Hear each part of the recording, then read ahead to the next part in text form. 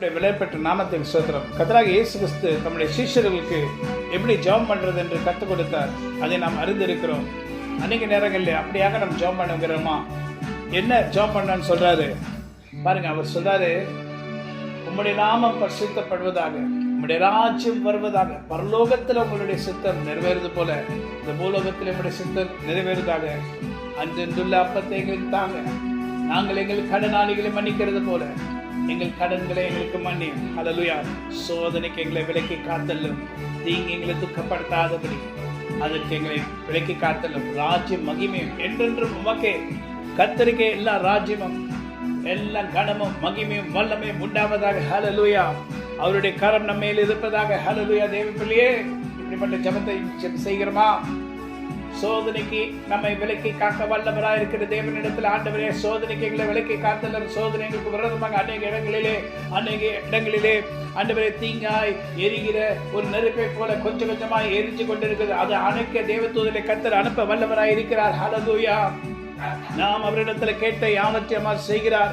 பரலோகத்தில் அவருடைய சித்தம் நிறைவேறது போல இந்த உலகத்தில் அவருடைய சித்தம் நிறைவேறும்படி நம்மை ஜெபிக்க கர்த்தர் நம்ம இடத்துல நமக்கு ஒரு அதிகாரத்தையும் ஒரு ஜெபத்தின் வல்லமை கர்த்தர் கொடுத்திருக்கிறார். அதே போல நம்ம ஜெபிக்க வேண்டாமா? ஹல்லேலூயா. நாம் ஜெபிக்கிற ஆண்டிடத்தில், பரலோகத்தில் உம் சித்தம் நிறைவேறுவது போல இந்த பூமியிலும் உங்க சித்தமே நிறைவேற வேண்டுமே. பரமண்டலங்களில் இருக்கும் பிதாவே, உம் நாமம் பரிசுத்தப்படணும். உங்க ராஜ்யமே வரணுமே. உங்க சித்தம் நிறைவேறணும். தீமைக்கு எங்களை விலக்கி தீமையிலிருந்து ரட்சியும்.